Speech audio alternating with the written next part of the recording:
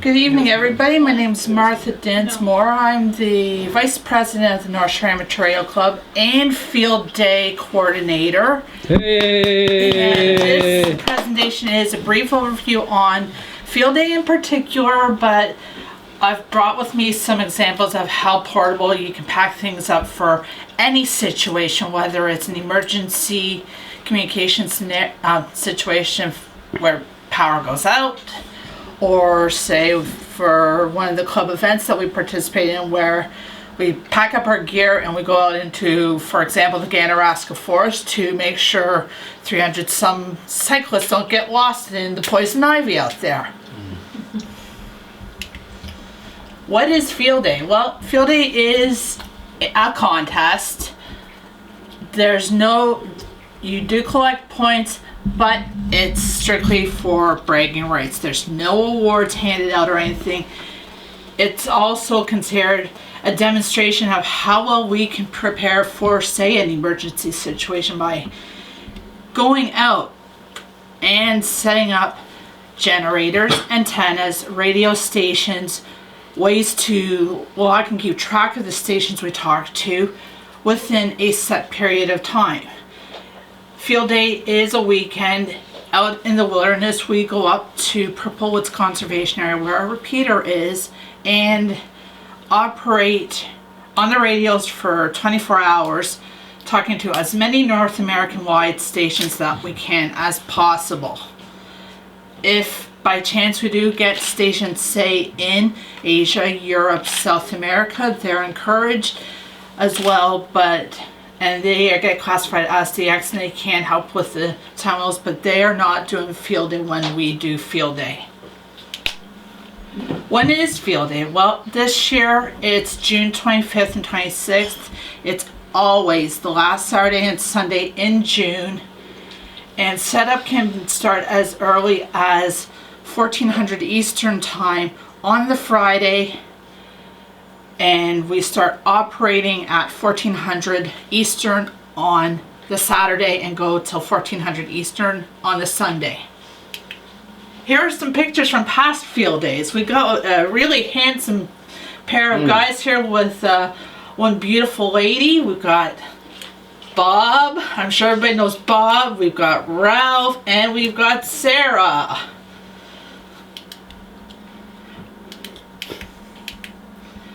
This handsome guy is Tony. Some of these pictures go back several years.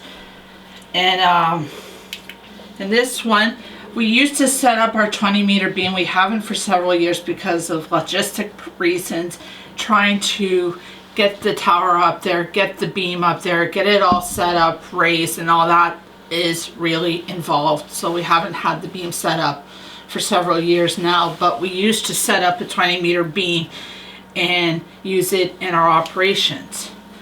Here's another one of the setups from past Field Days.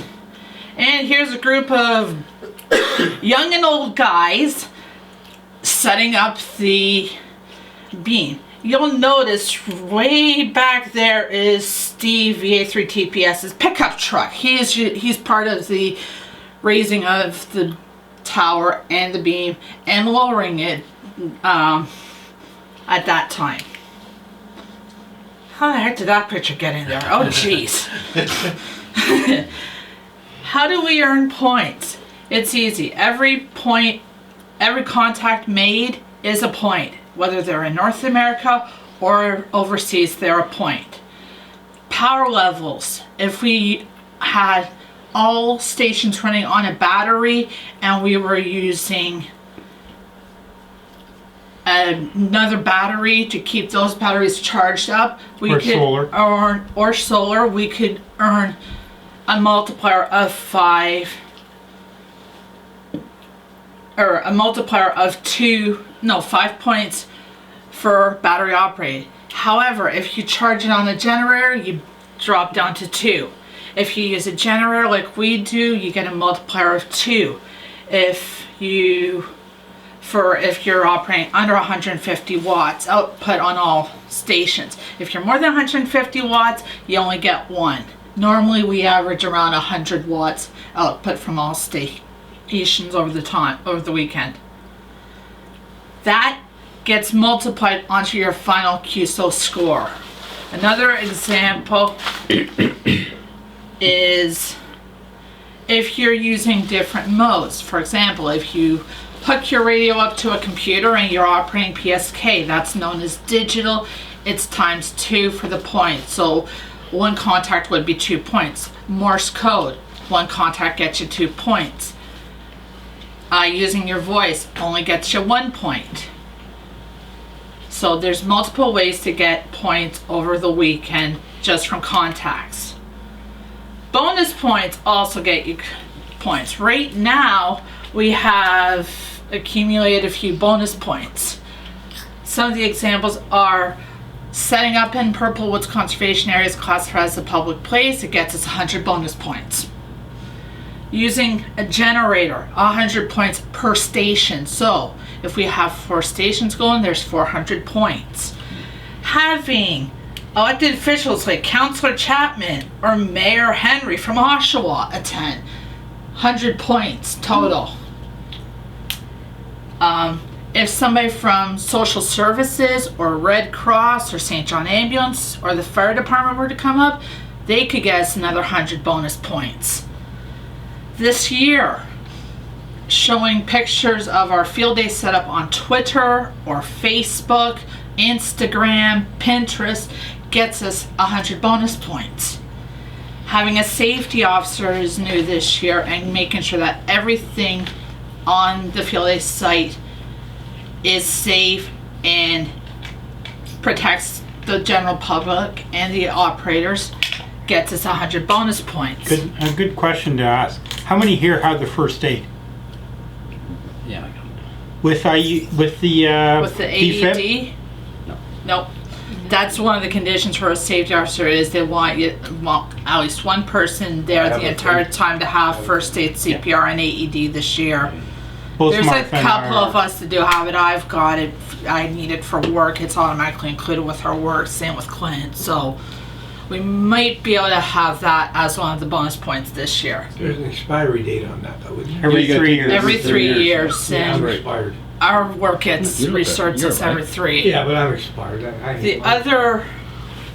Another bonus point would be sending out press releases. I've got an example of our press release further on into the slideshow here.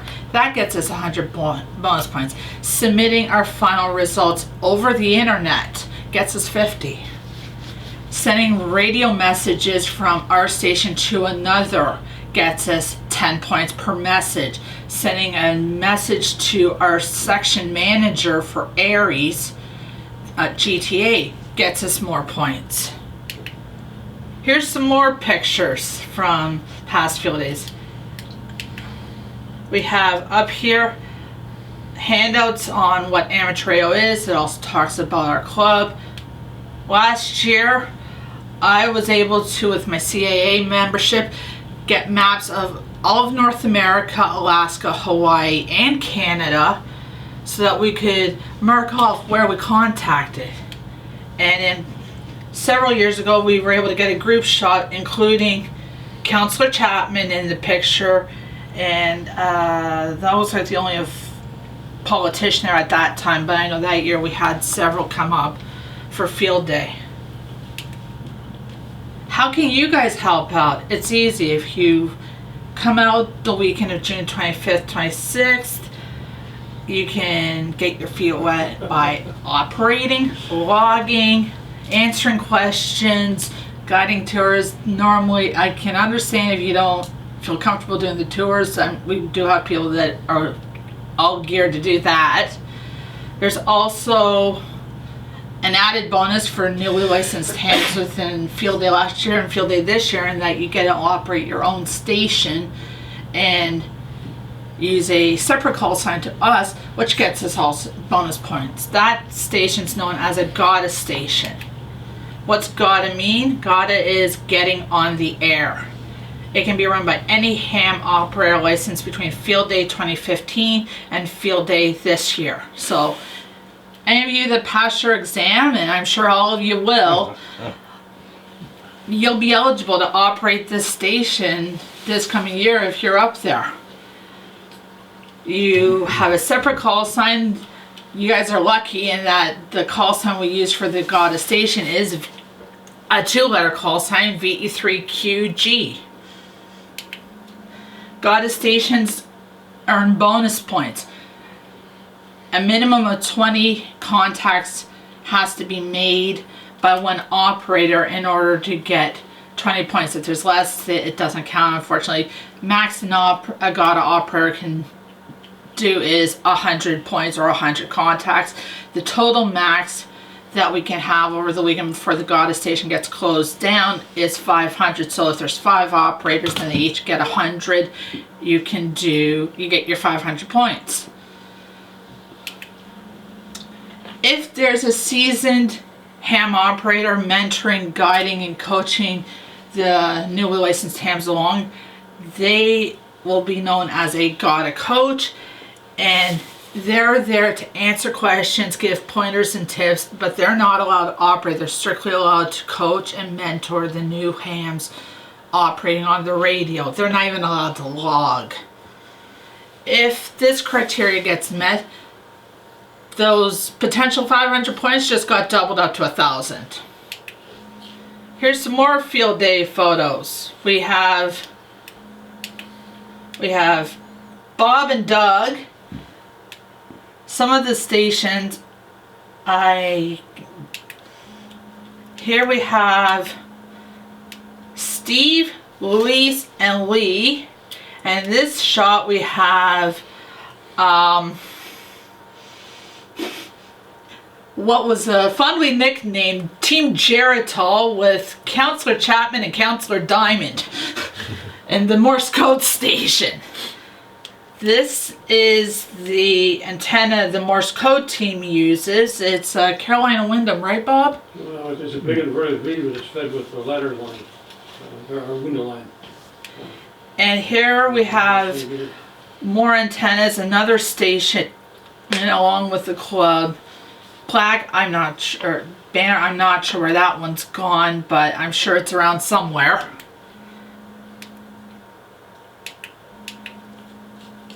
Here we have more pictures of Bob, one of the local counselors for Port Perry, and Ralph. We have more ham radio station set up with the repeater in the background. Another picture of the Morse code antenna and more of the antennas that were out in the parking lot. Here's another picture of an antenna. I'm not sure if it worked or not, but we were experimenting on that one with Stephen Laird in it. And Yeah, that one's just a this window. antenna here is one of the Carolina Windhams that Durham Radio donated to us that year. That was running 40 meters. The 40 meter station is that one way out there in the bushes. Plans for this year. We're hoping, the plan is to have minimum 4 stations, possibly 5. Final determination will be made closer to June as to how many we have. More than likely it'll be 4 with a Gata station, we're hoping, but that'll be set later. People who are up there over the weekend will get fed lunch and dinner on Saturday, lunch on Sunday. If you stay overnight, you get breakfast Sunday morning. If you stay overnight Friday night, some of us do, because we do start set up around dinner time Friday evening, you'll get fed breakfast Saturday morning.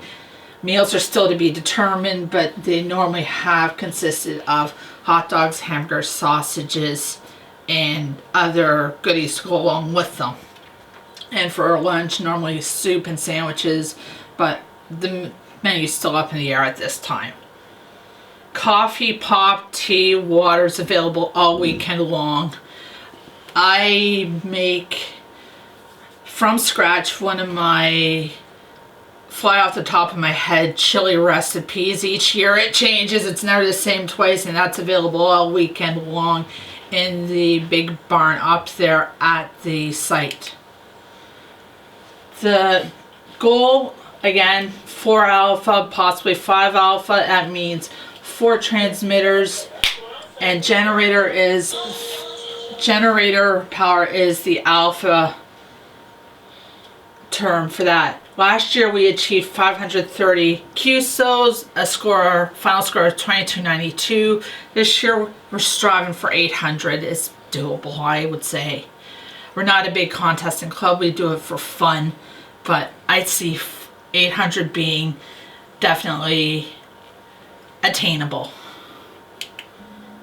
How do we get the word out to the public? It's easy. The press release. I send that out to the politicians, the media. I've got friends at Rogers TV. I've got friends at Chax. I've got friends at the radio stations. I send it out to them. That gets us 100 points. Some of them come out, some of them don't.